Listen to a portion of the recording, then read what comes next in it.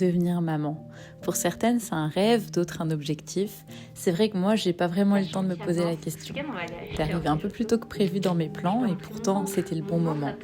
J'ai rencontré l'amour de ma vie. Le 20 janvier 2023, je n'aurais pu espérer mieux. Tu as apporté tellement de lumière, d'amour et de sourire dans notre vie. On est tellement heureux d'être tes parents. Ça va maintenant faire 3 ans que tu as rejoint notre vie, que tu as construit notre famille. On t'aime énormément et on s'aime énormément. J'espère que ça durera toujours.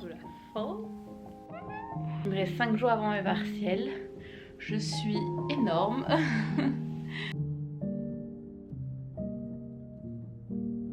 La veille, on est le 31 décembre. Parce que je cadre du coup. Moi je vois ce que je cadre. Peut-être changer un petit moment. C'est pas trop.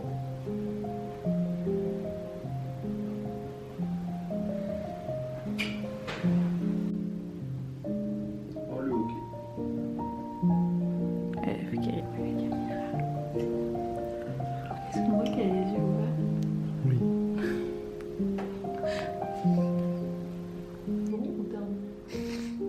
Les deux. Joker. Ça parte. J'espère que vous allez bien. On est vraiment à quelques jours de Noël. Toute cette magnifique déco, voilà. Et j'ai tenté un truc, ok? C'est bon. Mon thé est bouillant, je m'excusez, 2 secondes. Je sais pas, je voulais instaurer un truc un peu cocooning, un peu matin. La vérité, il est 11h. Mais vous voyez, je suis encore en pyjama, je vous mens même pas. On se retrouve pour une vidéo un peu explication, un petit peu introduction de moi et de ma vie. Ce que j'ai jamais vraiment fait finalement sur la chaîne. Je vais vous parler de ma vie de maman et étudiante. Enfin, voilà. Et s'il vous plaît, ne faites pas attention à mes ongles. On va régler ça dans la vidéo. Promis, today. Je vais juste vous emmener avec moi dans ma journée. Je vais vous répondre à pas mal de questions qu'on m'a posées. J'ai essayé de réunir les questions les plus pertinentes et les moins longues à développer. On va essayer d'être assez concise. À quel moment de tes études es-tu tombée enceinte? À la fin de ma licence, j'avais 22 ans parce que je vais redoubler. J'ai pas commencé à faire le parcours universitaire, ok, en avril. Donc on était déjà en pleine période de révision de partiels parce que les partiels étaient en mai. Pire timing, je dirais. Comment as-tu réagi quand tu as appris ta grossesse? Et bah voilà, c'est ce que je disais. Bah ça m'a complètement retourné le cerveau. J'ai appris ma grossesse alors que j'étais en plein mois de révision. Donc vraiment ça faisait 1 mois que j'étais full révision, BU tous les jours, hyper organisée. Mes révisions se passaient assez bien, parce qu'autant il y a des périodes où le stress prenait le dessus, mais là, franchement, j'étais en train d'être ça, je vais pas vous mentir. J'étais plutôt fière de mes révisions. Comment j'ai réagi? Bah, j'ai paniqué complètement, envahie de stress, d'angoisse. Je pensais que à ce qu'on allait penser de moi, je pensais que à la déception que je pouvais apporter.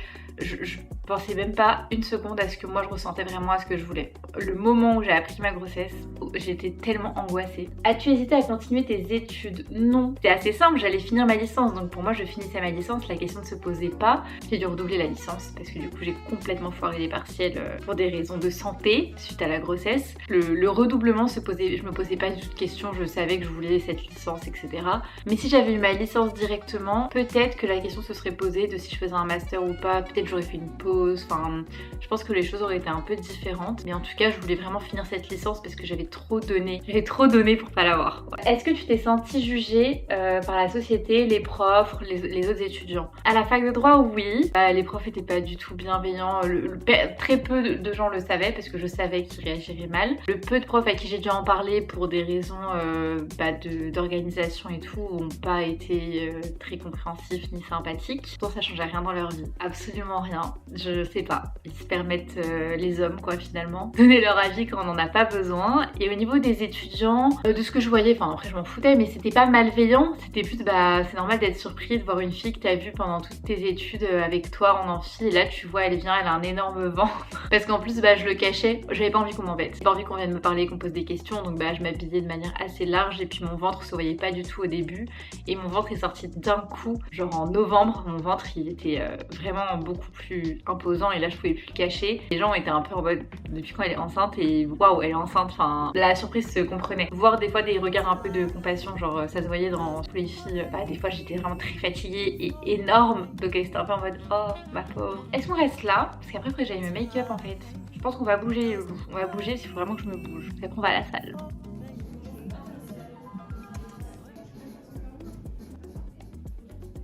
Je me suis changée pour le sport. On dirait plutôt que je vais au ski là, mais je vous jure, je vais à la salle après. En fait, le bandeau noir, ça va vachement mieux avec la tenue de sport, mais je trouve pas. Donc, on va être sur le bandeau blanc. And that's okay. Attendez, je peux un peu monter. Promis, je vais enlever ce vernis dégueulasse. On va enchaîner les questions. Comment as-tu géré les cours, les examens et la grossesse? Du coup, je l'ai pas très bien géré au début de la grossesse. Deuxième partie, donc de septembre à décembre, j'avais cours. C'est la seule partie où j'avais des TD, j'avais vraiment rien à rattraper. J'allais en cours 2 fois par semaine parce que j'avais que 2 matières à rattraper, à repasser pardon. Juste à la fin de la grossesse, j'ai passé des examens avant Noël pour la fac, des partiels avant Noël. En terme, c'était le 20 janvier, j'avais demandé à la fac des aménagements pour pouvoir passer mes examens en avance parce que j'avais les cours, j'étais capable de le faire, ils ont refusé. J'avais dit même un oral, n'importe quoi, je m'en fous, ils ont pas voulu et du coup j'avais très peur d'accoucher et de pas pouvoir passer la suite des examens et donc devoir aller au rattrapage. Voilà, bébé a été très indulgente avec moi, elle est née le 20 janvier, c'est que j'ai pu passer mes examens. Mais donc j'ai vraiment passé des partiels à 9 mois de grossesse, vraiment j'étais énorme. Je me rappelle que pour m'asseoir, j'avais tellement galéré pour m'asseoir dans l'amphi. Du coup j'ai été à aucun cours et TD du 2e semestre, je suis juste venue pour les contrôles de TD, genre à 3 ou 4 mois postpartum. 3 mois je crois. Et j'avais fait garder la petite par mon chéri pendant ce temps-là. Je passe mes partiels et après c'était ciao la fac de droit et Dieu merci. Il y avait une question, as-tu pris une pause ou une interruption dans tes études? Bah du coup je pense que vous l'avez compris, non. J'ai enchaîné complètement tout. Je me suis jamais arrêtée. Je voulais tellement finir mes études, je voulais pas faire pause. Et parce que niveau timing, j'avais la possibilité de ne pas faire de pause. J'ai accouché fin janvier, j'avais pas besoin d'aller en amphi parce que j'avais tous les cours. Les TD, j'ai eu une dérogation pour pouvoir me présenter que au contrôle. Et en fait, après, on a eu les vacances d'été et en septembre, j'ai attaqué le master de... Enfin, non, j'ai attaqué en 3e année de communication dans mon école privée là à Lyon. Avec le recul, je suis quelqu'un. Tout le monde me disait oh, mais t'es folle et tout, mais comment tu fais, mais c'est dingue, mais t'es hyper motivée, machin. Même maintenant, on me fait encore des compliments là-dessus. Mais je vous jure, je pense que tout le monde vit ça. Quand t'es dans une situation un peu particulière, tu te mets une pression de dingue pour réussir, pour te prouver à toi-même que tu peux le faire et tu réfléchis pas à tout ça. Attendez, il est où mon bronzer? On m'a demandé si ma grossesse a influencé mon changement de parcours parce que donc j'ai décidé de quitter le droit, de pas continuer en master pour la communication. Oui et non, ça dépend comment on le voit. J'avais déjà décidé dans quelle école privée je voulais aller avant même de savoir que j'étais enceinte. C'est-à-dire qu'en février, j'avais décidé que je voulais partir après la licence de droit. J'avais passé les concours et tout. Enfin voilà, j'avais tout fait pour. Et j'étais prise. Alors prochaine question, comment j'ai vécu le déménagement avec un bébé pour mon master, genre changer de ville et tout? Bah je l'ai très bien vécu. Je pouvais plus me voir ma ville. J'avais plus d'amis. Tout le monde est parti pour le master comme je l'avais dit. Au niveau vie sociale, enfin moi j'ai besoin de voir du monde et tout. Bah j'étais pas du tout heureuse comme ça. Par contre déménager avec un bébé de 6 mois, une galère, enfin c'est fatigant de fou, c'est galère, franchement je vais pas rentrer dans les détails mais c'est vraiment une galère. Là que tu vois que les moyens financiers c'est sympa quand t'as un gosse parce que en fait si j'avais eu plus de thunes à l'époque, je peux vous dire que j'aurais fait les choses autrement. J'ai appris de mes erreurs et qu'en fait mettre de l'argent dans un déménagement ça vaut le coup de ouf. Donc mon chéri s'est tapé tout le déménagement avec des amis, mes amis, parce que mes amis ont été des vrais amis pendant cette période, contrairement à d'autres. On a emménagé à Lyon en pleine tempête et inondation de Lyon, vraiment bienvenue à Lyon, on était ravis. Fini le make-up les loulous et puis on se retrouve à la salle et on continuera plus tard pour la question. Ah oui j'ai payé mon gel à sourcils.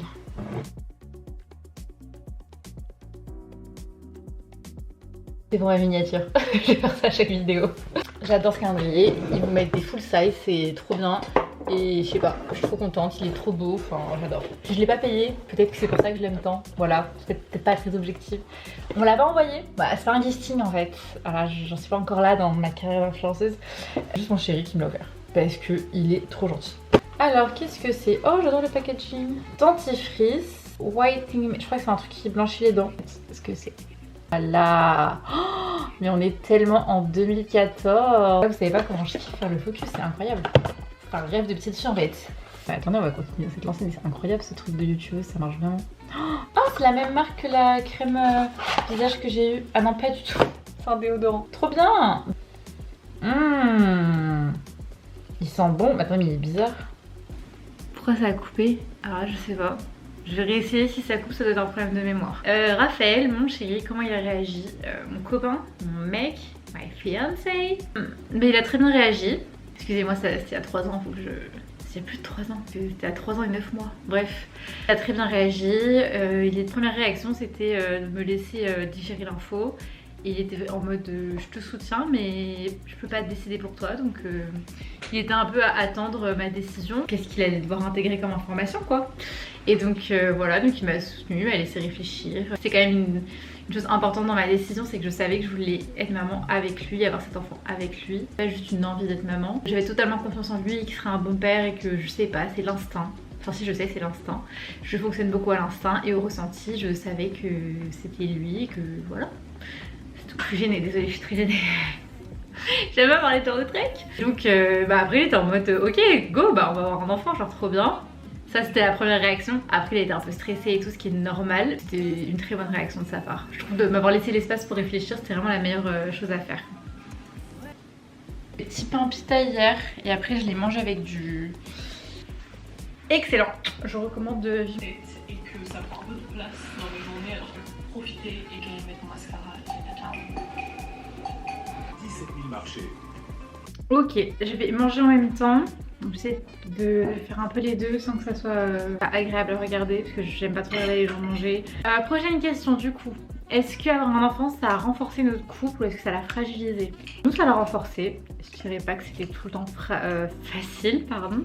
Mais ça l'a renforcé, ça nous a rapprochés, ça nous a poussé à communiquer sur beaucoup de choses. Prendre soin de l'autre ou quand t'es crevé, te lever quand même pour l'autre parce que tu considères que tu peux plus le faire que l'autre parce que t'as plus d'énergie mais t'en as quand même peut-être un minimum plus que l'autre. Ne pas compter les points, c'est aussi des preuves d'amour, de pas compter les points, de juste faire. Voir la personne que t'aimes s'occuper de l'être que t'aimes le plus au monde, ça crée quelque chose. Ça amplifie ton amour, c'est une nouvelle facette de votre couple, c'est une nouvelle facette de votre vie. Mais c'est super difficile à certaines périodes, attention, je dis pas le contraire. Je me suis fait un fried rice. Comment on dit frit? C'est ça, fried rice? Trop bon.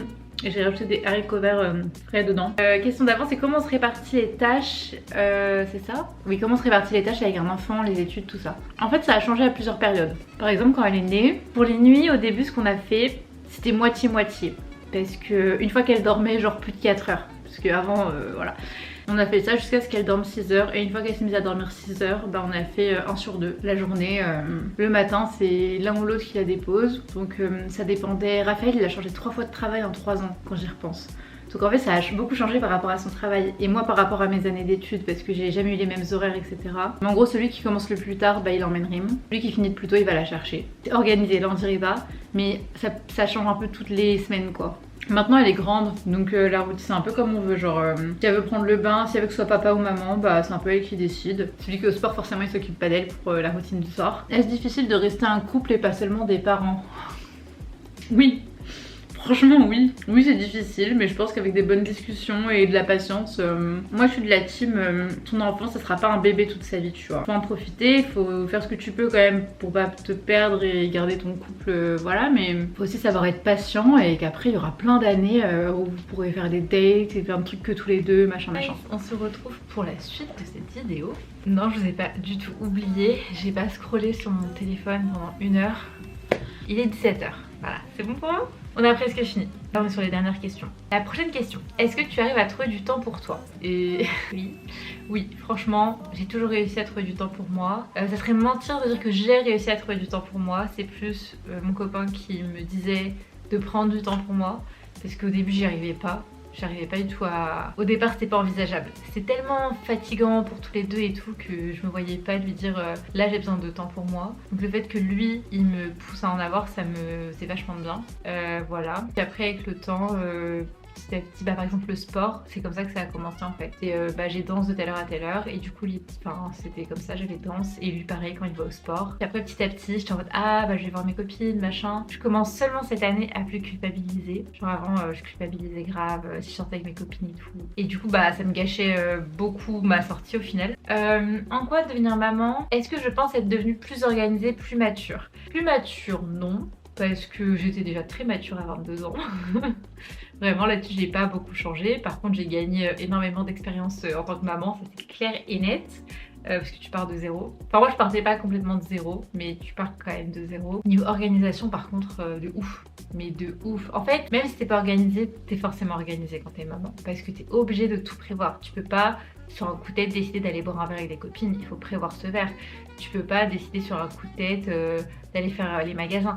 tout est prévu, tout est organisé, les sorties au restaurant avec le bébé, tout est organisé. Même une sortie en ville, c'est organisé. Genre te promener, aller manger une glace, parce que tu sais qu'il faut des couches, des lingettes, du lait, de l'eau, des biberons, des tétines, une autre tétine au cas où il la jette dans le métro parce qu'il va la jeter dans le métro. Donc tu deviens organisé. Même quand tu l'es pas, tu le deviens. Moi, elle m'a donné une force, ma fille, que j'avais pas. Elle m'a donné une force que j'avais pas parce que j'étais au plus bas dans ma vie mentalement. J'avais énormément de problèmes. Et elle m'a donné une force, une lumière dont j'avais besoin. Et c'est incroyable. Et pour finir cette vidéo, mesdames et messieurs, qu'est-ce que j'aurais aimé entendre à l'époque? J'aurais aimé qu'on me dise, et vous savez quoi? On me l'a sûrement dit, mais je trouve que ce qui est le plus important, c'est de dire à une maman qu'elle fait du bon travail. Elle fait du bon travail, il faut qu'elle ait confiance en elle, en son instinct, et que tu es la meilleure personne pour savoir ce dont ton bébé a besoin. Il n'y a que toi qui connais ton bébé aussi bien que toi, surtout au début, et même après. Fais-toi confiance, t'es une super maman. En fait, à partir du moment où tu doutes et où tu trouves ça fatigant, c'est que tu fais du bon travail. Et moi, je crois que je vous ai tout dit. Et ben on se retrouve pour une prochaine vidéo. Bisous!